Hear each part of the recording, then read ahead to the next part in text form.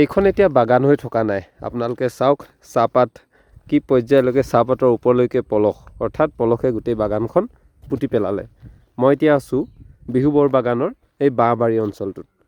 মোৰ যদি অপজিটত চাই এইখন দিখৌ, কি এটা ভয়ংকৰ ৰূপ।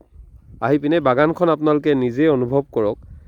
বাগানৰ এতিয়া পলস যিটো পৰ্যায়ত পৰিলে, চাহগছ কিমান ওখলৈকে আছিলে আৰু চাহগছ চাওক, চাহগছৰ সমান হৈ গ'ল পলস। এখন বাগান সম্পূৰ্ণৰূপে শেষ, সম্পূৰ্ণৰূপে তছনছ হৈ গ'ল। ইয়াৰ বাউণ্ডেৰী ৱাল চব লৈ গুচি গ'ল, ফেঞ্চিং সকলোবোৰ লৈ গুচি গ'ল। আৰু আছোঁ এতিয়া বাঁহবাৰীত। এই বাগানখন আপোনালোকে দেখিছেই, বাগানৰ পৰ্যায়। এই বাগান এতিয়া চাওক পলস কোনটো স্তৰলৈকে আহিলে, সম্পূৰ্ণৰূপে বাগানখন শেষ। বাগানখন তেওঁলোকে আৰম্ভ কৰিছিলে বিহুবৰ, ইয়াৰ লোকেল ব্যক্তিয়ে কোৱা মতে।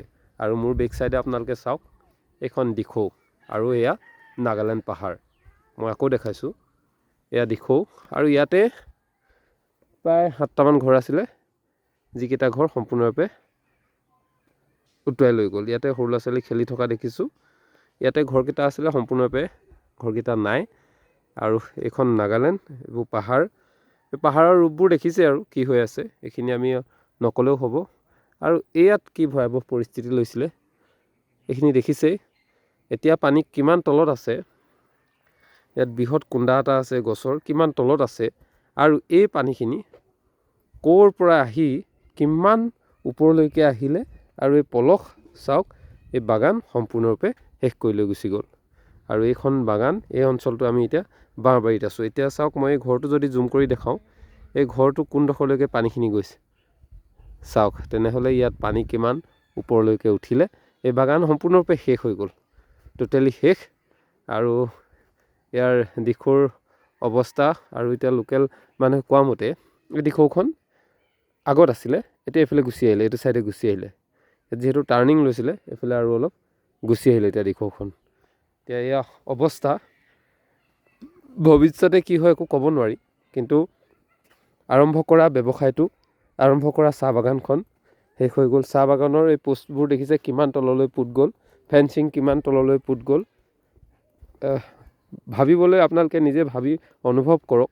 এই পলস চাওক, কিমান পলস আচলতে ইয়াত হ'ল, এইখিনি আপোনালোকে দেখিছেই কিমান ওপৰলৈকে পলস উঠিলে।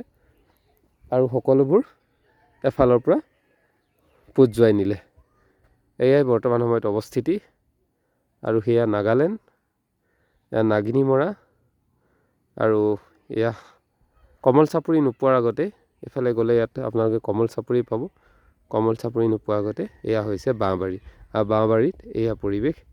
এইটো যিটো এটা ইউ টাৰ্ণ আছিলে, এইটো এটা টাৰ্ণ আছিলে, এনেকৈ পানী আহি এনেকৈ গৈছে। এইটো এফালৰ পৰা এনেকৈ ধুৱাই নিছে, ধুৱাই গোটেইবোৰ শেষ। কি পৰিস্থিতি হৈছে এইখিনি এতিয়া আমি বৰ্ণনা নকৰিলেও সমগ্ৰ অসমবাসী, দেশবাসী, লগতে ৱৰ্ল্ডৰ বিভিন্ন ঠাইতো এতিয়া এই কথাবোৰ গম পাইছে, জনাজাত হৈছে কি ধৰণৰ প্ৰকৃতিয়ে ধ্বংসৰূপ ল'লে আৰু কিমানখিনি এতিয়া লোকচান হৈছে। এই লোকচানখিনি আকৌ খুব কম সময়ত আকৌ এইখিনি গ্ৰ'থ কৰাটো ইমান সম্ভৱ নহয়। এই পৰিস্থিতিবোৰ দেখিলে আপোনাৰ এনে অনুভৱ হ'ব, মানুহৰ যি লোভ মোহ আছিলে, আচলতে সম্পদৰ প্ৰতি যি আকুলতা আছিলে, এইবোৰ যেন কোনোবাখিনিত হেৰাই গ'ল। মানুহৰ সেই আকুলতা, জীয়াই থকাৰ যিটো এটা আছিলে আশা, সেই আশাটো বহুতৰে হেৰাই গুচি গ'ল।